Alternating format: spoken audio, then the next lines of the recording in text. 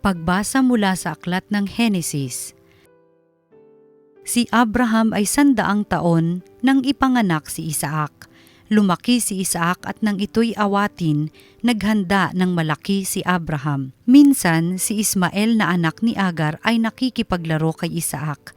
Nang makita ito ni Sarah, sinabi kay Abraham, "Palayasin mo ang mag-inang iyan. Ang anak ng ating alipin ay huwag mong pamamanahan. Si Isaac ang dapat magmana ng lahat." Labis itong ikinalungkot ni Abraham sapagkat anak din niya si Ismael. Ngunit sinabi ng Diyos kay Abraham, "Huwag kang mabahala tungkol sa mag-ina. Sundin mo na ang gusto ni Sarah, sapagkat kay Isaac magmumula ang lahing sinabi ko sa iyo. Magkakaanak din ng marami ang anak mong iyan kay Agar, at sila'y magiging isang bansa.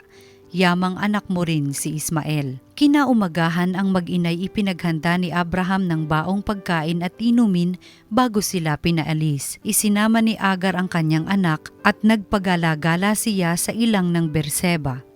Nang maubos ang dalang tubig, iniwan niya ang kanyang anak sa ilalim ng punong kahoy at naupo ng may 100 metro mula sa kinaroroonan ng bata. Wika niya sa sarili, "Di ko matitiis na makitang mamatay ang aking anak." Samantalang nakaupo siyang nag-iisip, umiiyak naman si Ismael. Ito'y narinig ng Diyos at nagsalita mula sa langit ang anghel ng Diyos, "Agar, anong bumabagabag sa iyo? Huwag kang matakot. Narinig ng Diyos ang iyak ng iyong anak. Lapitan mo siya at patahanin. Gagawin kong isang dakilang bansa ang kanyang lipi." Pinagliwanag ng Diyos ang kanyang paningin at nakita niya ang isang balon. Pinuno niya ng tubig ang dalang sisidlan at pinainom ang bata.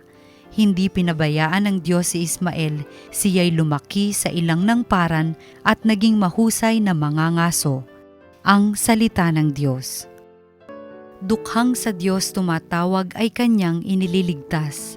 Tumatawag sa Diyos ang walang pag-asa, sila'y iniligtas sa hirap at dusa. Anghel yaong bantay sa may takot sa Diyos, sa mga panganib sila'y kinukupkop. Dukhang sa Diyos tumatawag ay kanyang inililigtas. Matakot sa poon kayo, kanyang bayan, nang makamtan ninyo ang lahat ng bagay. Kahit mga leon ay nagugutom din, sila'y nagkukulang sa hustong pagkain. Ngunit ang sinumang ang poon ay susundin, sa anumang bagay hindi kukulangin. Dukhang sa Diyos tumatawag ay kanyang inililigtas. Lapit ako'y dinggin mga kaibigan at kayo ngayoy aking tuturuan na ang Diyos ay dapat nating katakutan, ang buhay masaya at mahabang buhay. Di ba ninyo gustong inyong maranasan? Dukhang sa Diyos tumatawag ay kanyang inililigtas. Ang mabuting balita ng Panginoon ayon kay San Mateo. Noong panahong iyon nang dumating si Jesus sa ibayo sa lupain ng mga Gadenero, sinalubong siya ng 2 lalaking galing sa libingan. Sila'y inaalihan ng mga demonyo at napakababangis, kaya't walang mga has dumaan doon. Pagdakay sumigaw sila, "Ano ang pakialam mo sa amin, anak ng Diyos? Naparito ka ba upang pahirapan kami nang hindi pa panahon?" Sa di kalayuan ay may malaking kawan ng baboy na nanginginain at namanhik sa kanya ang mga demonyo. "Kung kami palalayasin mo, bayaan mo kaming pumasok sa mga baboy na iyon." Sinabi ni Jesus, "Humayo kayo." Kaya't lumabas sila sa 2 lalaki at pumasok sa mga baboy. Ang buong kawan ay biglang sumibad ng takbo tungo sa bangin. Nahulog sa lawa at nalunod. Patakbong umuwi ng bayan ang mga tagapag-alaga ng kawan at pagdating doon ay ipinamalita ang lahat ng bagay, pati ang nangyari sa mga inalihan ng demonyo. Kaya't lumabas ang buong bayan upang salubungin si Jesus. Pagkakita sa kanya, ipinamanhik nilang siya'y umalis sa kanilang lupain. Ang mabuting balita ng Panginoon. Pinupuri ka namin, Panginoong Hesukristo.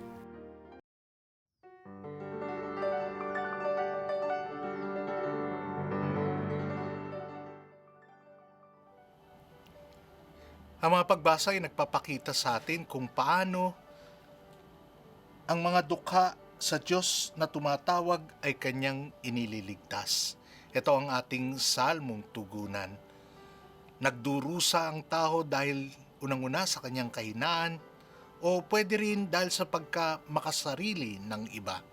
Namalas natin sa unang pagbasa, ito'y galing sa aklat ng Henesis, ang labis na pagpapahalaga ni Sarah sa kapakanan niya, kapakanan ng kanyang anak, at may halong pagsiselos. At ito'y nagdulot ng labis na pagdurusa, hindi lang kay Hagar at ang kanyang anak na si Ishmael, pati na sa kanyang asawang si Abraham. Ang hinaing ni Abraham, mga kapatid, ay dininig ng Panginoon at siniguro sa kanya na aalagaan si Ishmael at ito'y magiging dakila. Alam niya na ang Panginoon ay tapat. Subok niya na ang Panginoon. Na ang Panginoon kapag ito'y nangako at ito'y kanyang tutuparin. Kaya naman, pinaubaya niya sa Diyos, sa kamay ng Panginoon, ang kanyang mag-ina. No? Pinagbigyan niya ang kahilingan ni Sarah.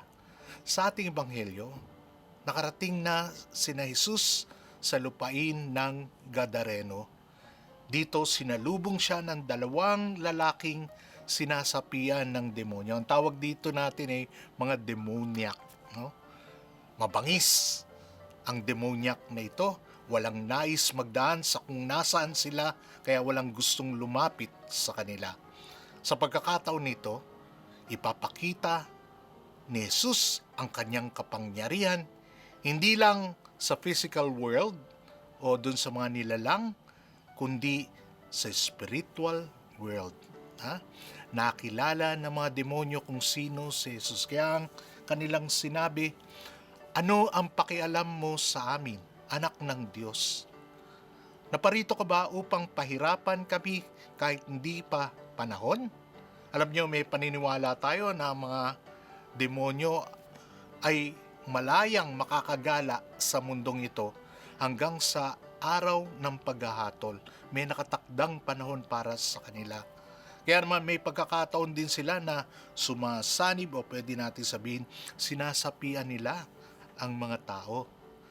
Nagdudulot ito ng matinding paghihirap, kalituhan, pati na sa mga taong nakapaligid ng kanilang biktima.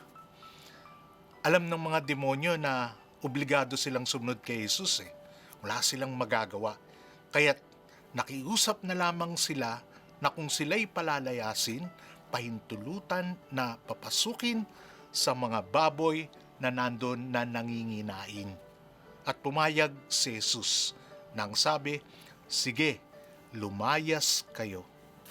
At nang makapasok sila sa mga baboy, tumakbo ito at nahulog sa ang buong kawan sa malalim na bangin, nahulog din sa lawa at nalunod. Nagmadali ngayon ang mga tagapag-aalaga, pumunta sa pinakamalapit na lungsod upang ibalita ang pangyayari. Natural, siyempre sila'y nabigla, no?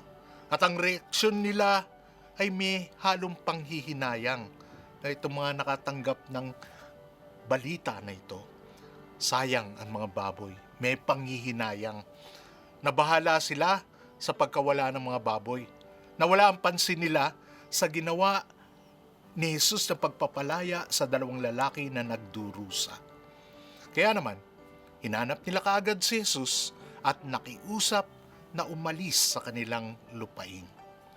Sa halip na nag-focus sila sa kapangyarihan, kabutihan, dulot ni Jesus, yung kanyang pagpapalaya sa pinahihirapan ng demonyo, sumisira sa buhay, ay mas mahalaga pa rin sa kanila yung kabuhayan, yung ari-arian, yung baboy, kayamanan. Walang panghihinayang sa dalang mabuting balita ni Jesus. Pero kung tutusin, sana mananatili dun si Jesus para ipahayag pa sa kanila ang mabuting balita at marami pang pagpapagaling ang gagawin ni Jesus. Pero pinili nila ang kayamanan. Kayamanan ng sanlibutan kaysa kayamanan na dulot ng kaharian ng Diyos. Mga kapatid, si Jesus ay dumating upang palayain tayo at bigyan ng buhay. Sa kabila nito, pinipili natin manatili tayong alipin. Pinipili natin ang kamatayan kaysa sa buhay. Sa halip na isuko natin ang sarili natin sa Diyos, sinusuko natin ang sarili natin sa mga bagay-bagay dito sa mundong ito. Pero si Jesus, hindi niya sinisukuan ang tao. Ganon din ang mga taga-Gadareno. Pinanatili niya ang dalawang pinagaling niya na magpahayag sa kanila ng kapangyarihan ng Diyos. Gusto ng dalawa nito na sumunod kay Jesus.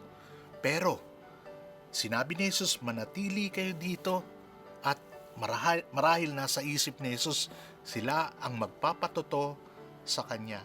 Nagkaroon kami ng pagkakataon na makarating sa lugar na ito sa Israel. At mapapansin mo, kahit giba-giba na yung lungsod na ito, may mga ruins na mapapansin mo na napakaraming altar na magkakalapit doon. Marahil naging epektibong mamamayag ang dalawa na ito. Kaya naman nagkaroon doon ng maraming Kristiyano.